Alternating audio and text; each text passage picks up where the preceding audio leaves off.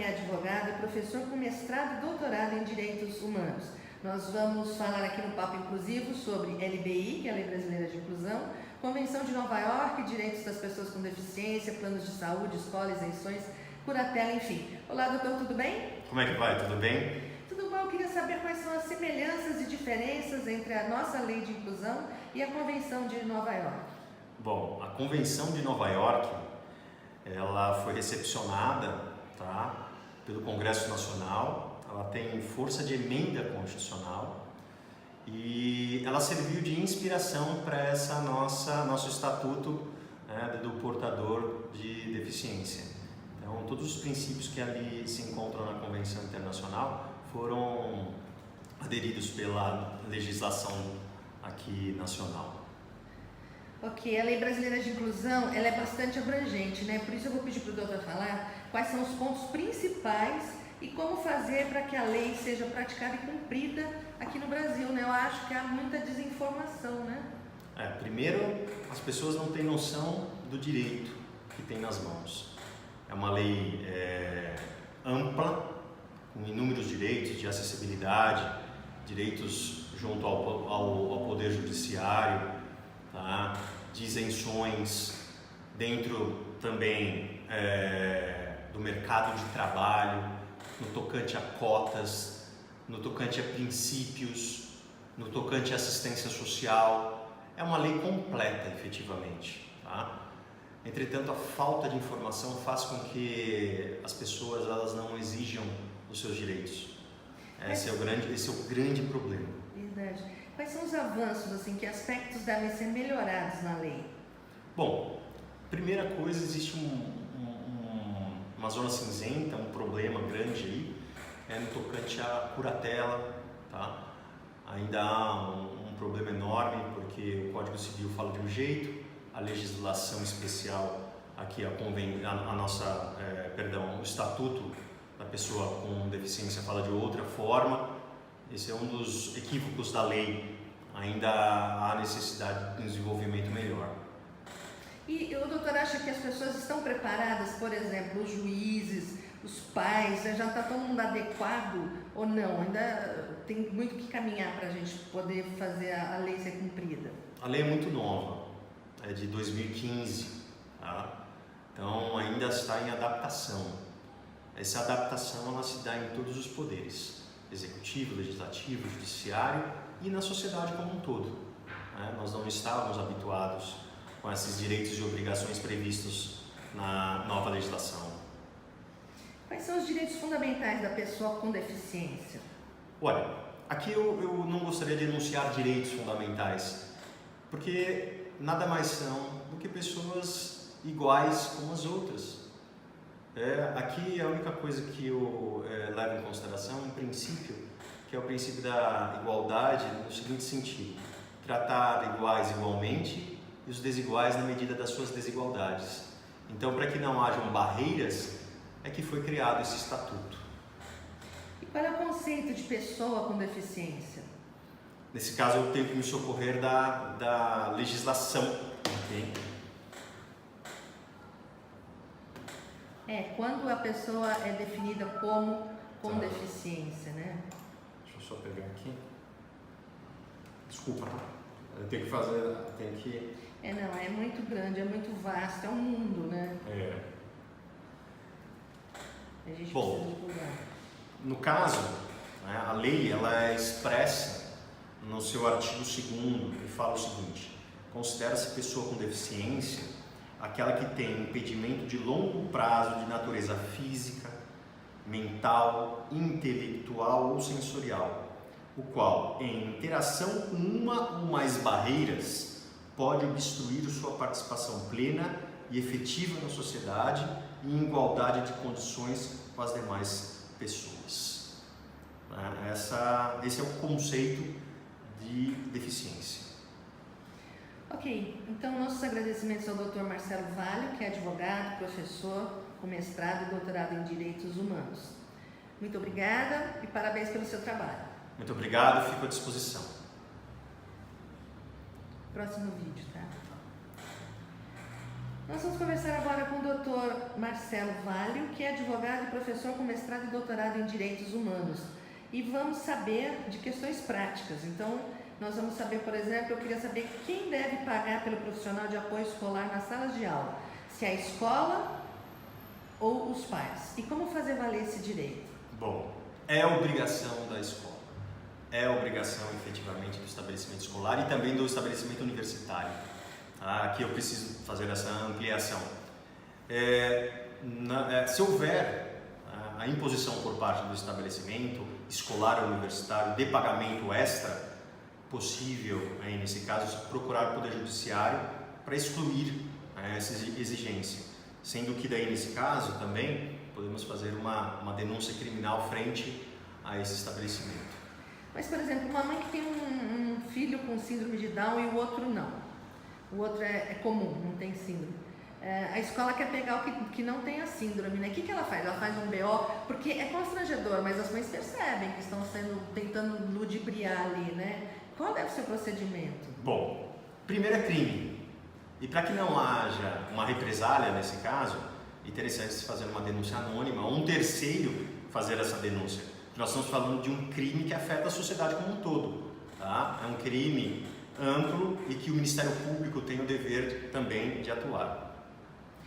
E assim, o monitor, esse profissional que acompanha, né, ou deveria acompanhar a pessoa com deficiência na sala de aula, ele deve ser único, um para cada aluno ou um para determinado número de alunos?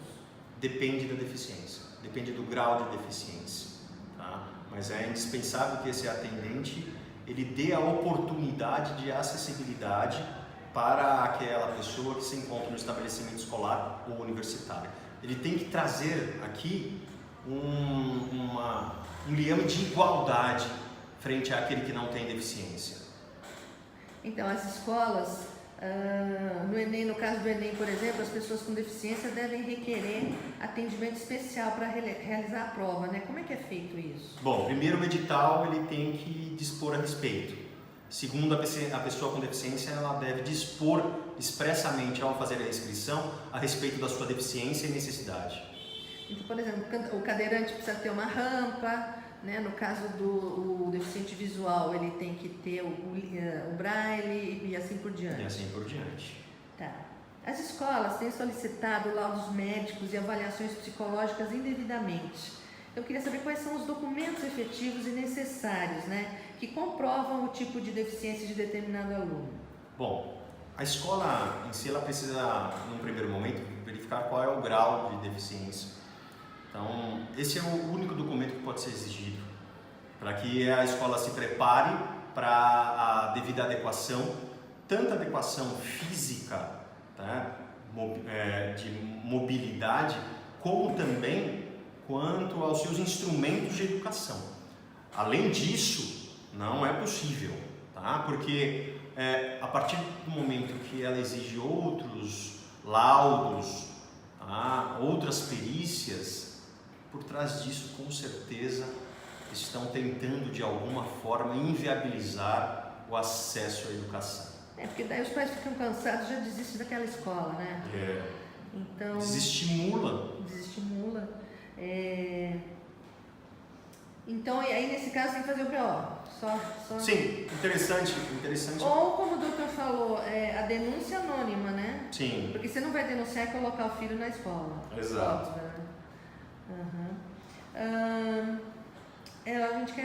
A gente sabe que recusar a matrícula é crime, né? Então, que procedimento deve tomar os pais que tiverem a matrícula do filho recusada pela escola? Bom, primeiro, é muito difícil essa prova, né?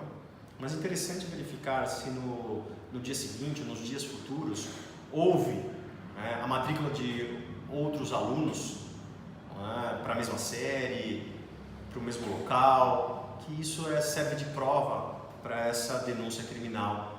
E aí é possível se condenar o responsável pelo estabelecimento escolar. Vale gravar a entrevista? Se fizer uma entrevista com o diretor da escola, tal, vale não? O direito à intimidade que veda essa gravação. Só se efetivamente aquele que estiver envolvido, tá, ele der a permissão. Mas como é que você vai descobrir que se você está procurando uma escola para o seu filho? Como é que você vai descobrir que sei lá, uma semana depois, outro aluno também foi recusado. Aí, nesse caso, só através de prova testemunhal, né, para verificar. Não tem outro jeito. Eu queria saber quem tem direito a... Não, agora nós vamos terminar aqui. Ok, nossos agradecimentos então ao Dr. Marcelo Valho, que esteve aqui no Papo Inclusivo conversando conosco sobre escolas para pessoas com deficiência. Muito obrigada. Obrigado. Parabéns pelo seu trabalho. Obrigado. Agora o outro. Tá indo bem? Tá ótimo. Tá bem conciso. Mas assim, era legal depois a gente destrinchar, fazer, né, o certo, né? Só que é só para dar uma geral para a pessoa falar, olha, nossa, eu não sabia.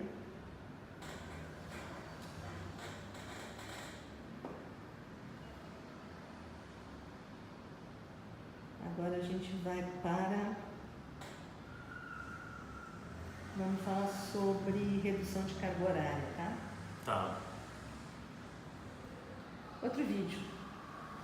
A gente está aqui com o Dr. Marcelo Valho e nós vamos conversar sobre sobre as leis para pessoas com deficiência. Olá, doutor, eu queria saber quem tem direito à redução de carga horária por conta de filho com deficiência. Bom, trata-se de uma lei federal e ela está limitada aos servidores públicos federais.